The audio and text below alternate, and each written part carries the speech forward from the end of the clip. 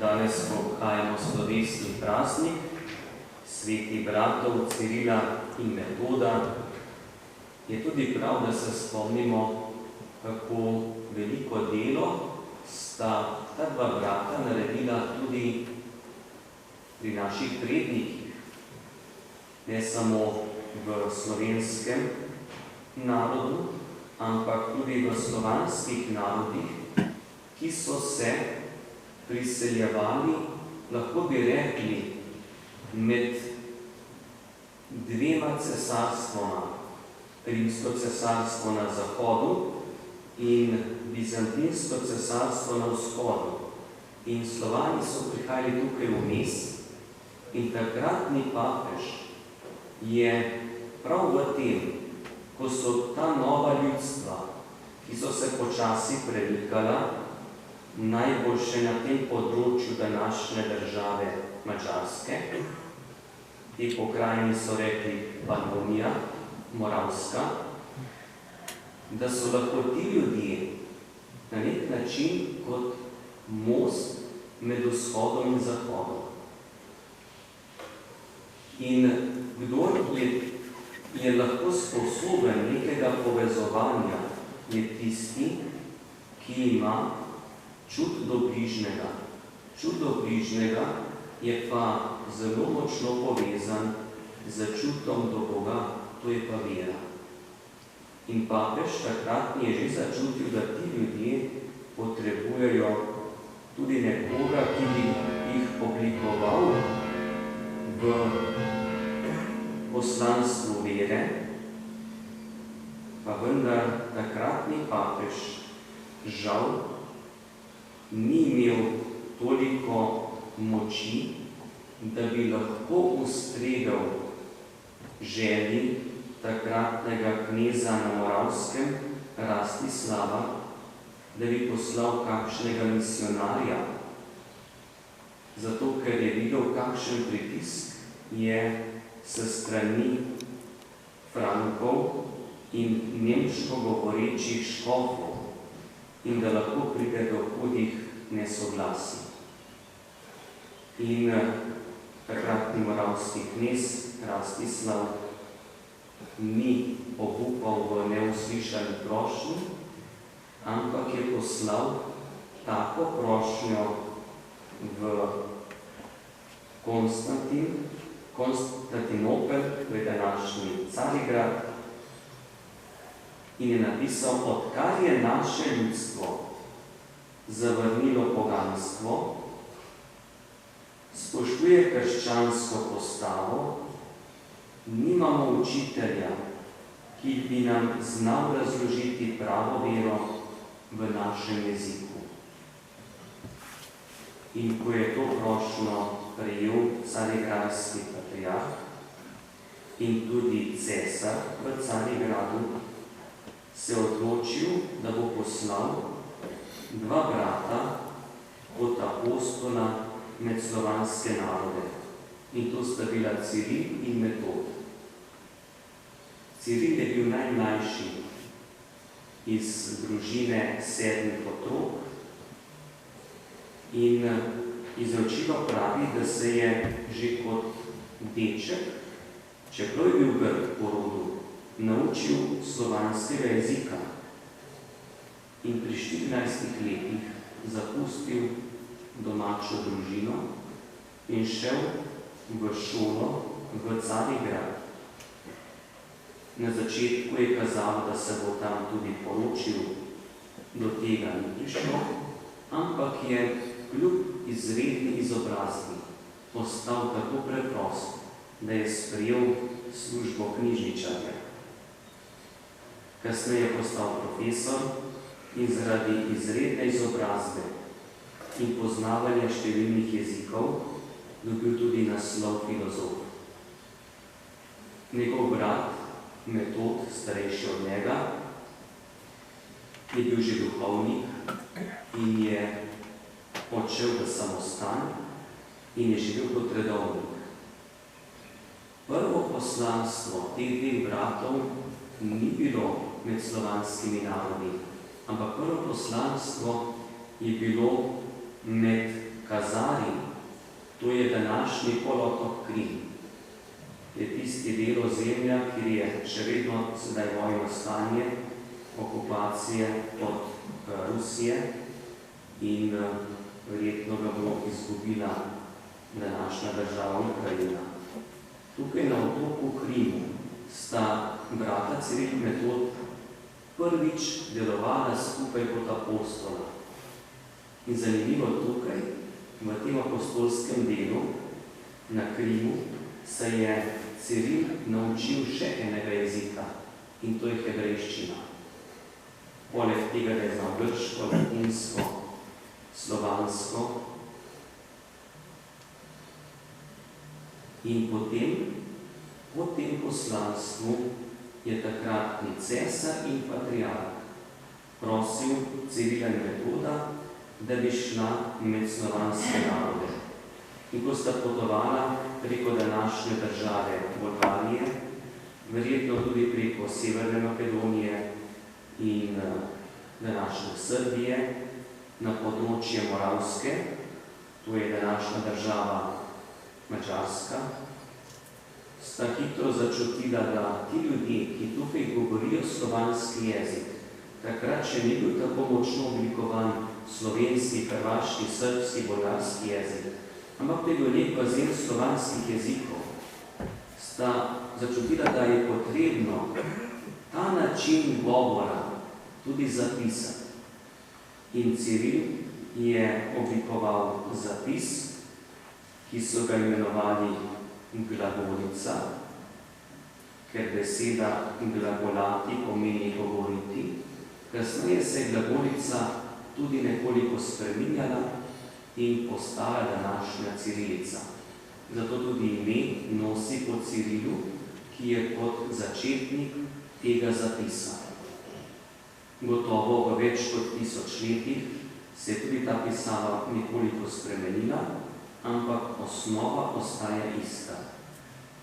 In ko sta prišla Ciril in Metod na področje slovanskih narodov, sta začela tudi v domač jezik prevajati bogoslužne knjige, da bi ljudje, ki so tukaj že kot kristjani živeli, lahko častili Boga. V prvi vrsti pa obhajali sveto mašo, evkaristijo v domačem jeziku. Skoraj 1 leto sta bila kot gosta pri slovenskem knezu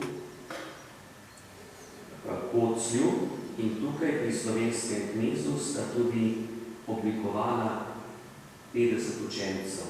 To so bili bogoslovci, ki so se pripravili na duhovniško poslanstvo. Ko sta že oblikovala slovanske knjige, sta hotela tudi potrditev s strani papeža v Rimu. Takrat cerkev še ni bila razdeljena na vzhodno in zahodno cerkev. Je bila še vedno enotnost, kljub temu, da je bila razlika v bogoslužju, glede petja, obhajanja zakramentov, verjetno tudi pri oblačilih. In ko sta prišla v Benetke, je bila takrat zelo ostra razprava, da so samo 3 jeziki primerni za bogočastje. To je latinski jezik, grški jezik in hebrejski. In da ostali jeziki niso vredni, da bi bila molitev in čaščenje Boga, da niso vredni tako visokega poslanstva. Tukaj mi je zelo čudno, da niso dali aramejski jezik notri. Aramejski jezik je bil domač jezik Jezusa Kristusa, pa so aramejščino zavračali, poudarili pa hebrejščino, katere Jezus ni govoril. Je pa molil, seveda, ker je to star jezik judovskega naroda. Že tukaj vidimo, da sami ti ljudje niso imeli pravega pogleda, da je jezik tisto, kar človek ima in izraža, ni pa nek jezik več vreden, drugi pa manj. To razpravo sta Ciril in Metod zelo jasno zavrnila in ostala zvesta svojemu poslanstvu, da je vsak narod vreden, da časti Boga v svojem jeziku. In ko je papež videl, da prihajata k njemu, jih ni počakal v Rimu, ampak je šel nasproti. Izkazal tako dostojanstven čas, da je sprejel na poti v Rim. Pa ne samo zaradi novih bogoslužnih knjig, ta sprejem je bil tako veličasten zaradi tega, ker sta brata Ciril in Metod prinašala v Rim tudi relikvije pokojnega papeža, ki je bil izgnan na otok Krim. Tam, kjer sta bila prvič misionarja, našla relikvije in prinesla v Rim, kjer so še danes. Neverjetno, kako so ljudje čutili, da posmrtni ostanki svetnikov so nekaj izredno dragocenega, da bi bili tudi oni priprošniki za nas. V Rimu je papež potrdil nove bogoslužne knjige.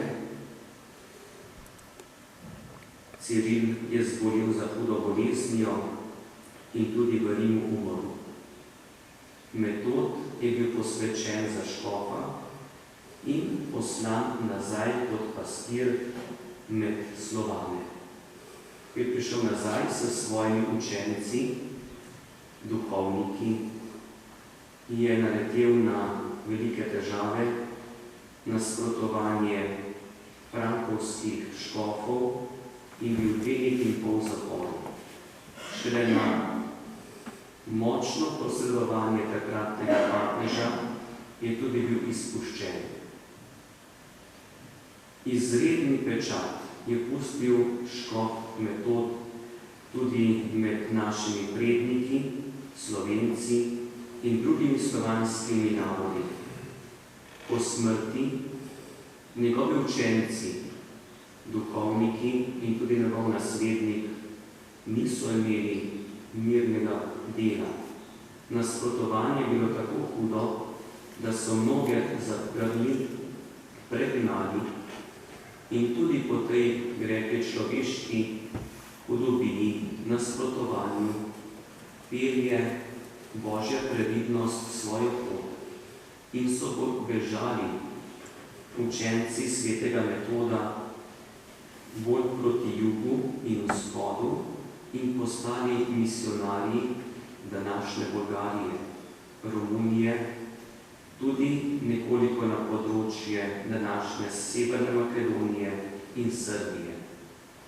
Tudi človeško nasprotovanje, nasilje lahko da na drugem mestu pa drugi blagoslov. In tako so učenci svetega Metoda ponesli krščansko znamilo in tudi bogoslužje v domačem jeziku drugim narodom. Prav v tem prazniku današnjega godovnjaka Cirila in Metoda lahko vidimo, kako smo Slovenci že zgodaj, pred 1200 leti, dobili bogoslužje v domačem jeziku. Kasneje smo ga žal izgubili zaradi močnega vpliva številčnejših narodov, ponovno pa se je vrnilo bogoslužje v domačem jeziku po drugem Vatikanskem koncilu. Sveti Ciril in sveti Metod sta iz države Bizantinskega cesarstva. Če bi rekli po rodu, sta Grka. Če bi gledali na njihovo politično pripadnost, kje sta živela, sta bila Rimljana. Če bi pa pogledali njuno poslanstvo in versko delo, sta pa res apostola Slovanov in jaz jim vidim kot dva svetnika, ki imata eno roko na vzhodu in drugo roko na zahodu. To sta svetnika, ki povezujeta vzhod in zahod, ki ne želita nobene delitve, ki ne želite nobenega razdvajanja in nerazumevanja, ampak sta svetnika, ki se trudita za povezanost, za razumevanje, za enotnost, za spoštovanje vsakega naroda. Ona dva sta prišla v področje narodov, ki niso bili domači narodi, pa sta imela tako spoštovanje in ljubezen do bližnjega, da sta tudi umrla v tem poslanstvu. Naj bosta sveti Ciril in sveti Metod tudi prikrošnika za današnji čas, za naš narod, za našo domovino, da bi bilo več enotnosti, pravega razumevanja, lahko rekli zdrave pameti, razsodnosti, da bi po njunem duhu bilo več povezanosti, iskanja skupne poti in da bi na njuno priprošnjo tudi pri nas bila trdna vera, da bi živeli tukaj kot zvesti kristjani in tudi dobri državljani. Toliko stvari je bilo prisotnih pri Cirilnem Metodu in toliko življenjskih kvalitet naj res izprosita to, kar v tem trenutku potrebujemo, da bi lahko skupaj oblikovali lepo življenje in tudi obogatili svoje življenje skupaj z našimi domačimi. Zato tudi skupaj izpovejmo vero.